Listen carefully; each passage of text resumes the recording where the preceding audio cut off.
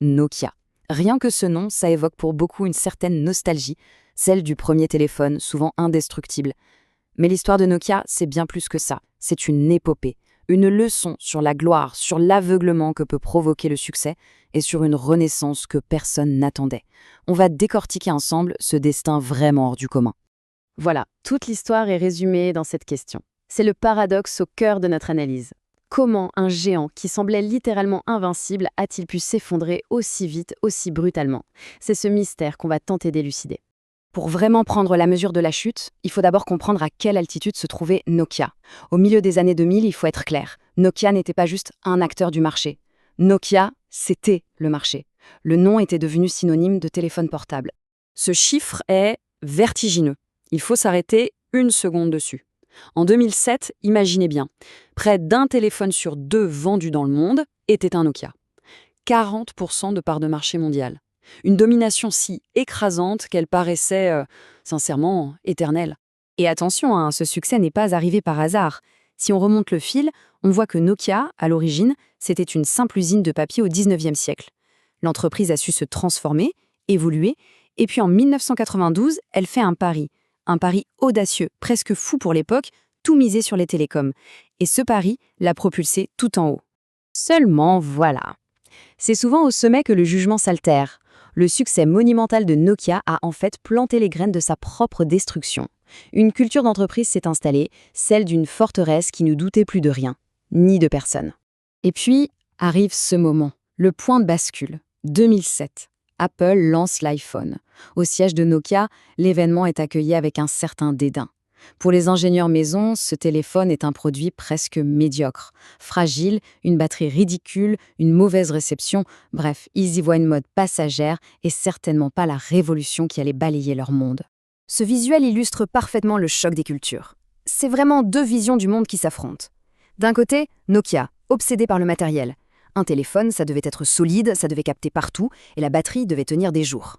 De l'autre, Apple, qui a compris que la vraie bataille allait se jouer ailleurs, sur la fluidité du logiciel, l'ergonomie et surtout l'écosystème d'applications. Les experts ont mis un nom sur ce phénomène, l'arrogance stratégique. C'est le piège classique. Quand une entreprise domine à ce point, ses succès passés deviennent des œillères qui l'empêchent de voir les changements du marché. Nokia n'écoutait plus ses clients. L'entreprise pensait savoir mieux qu'eux ce qu'ils voulaient. Le problème n'était donc pas que stratégique, il était bien plus profond. Il était culturel.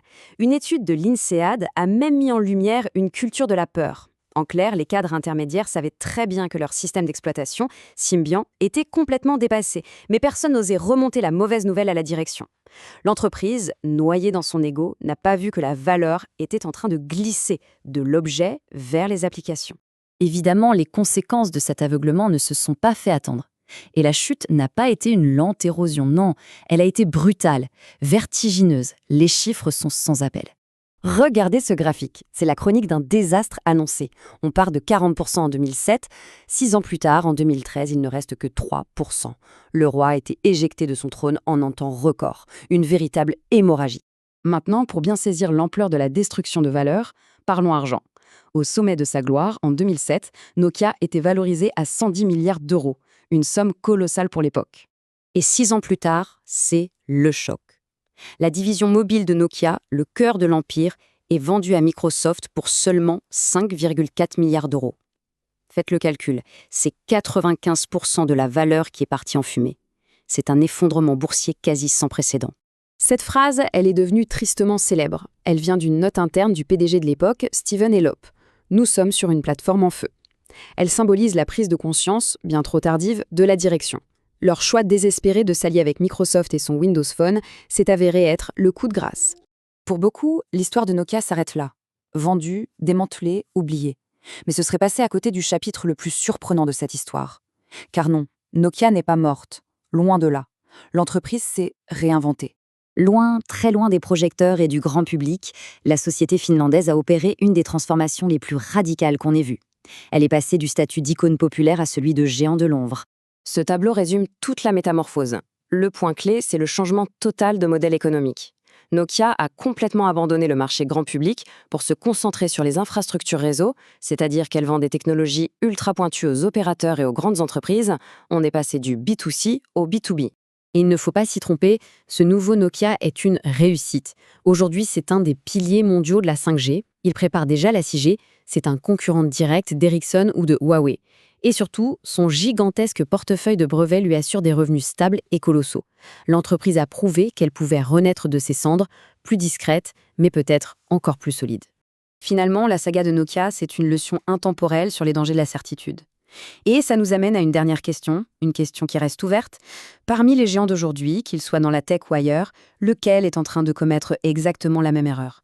Lequel est en train de s'aveugler, persuadé que son règne ne finira jamais?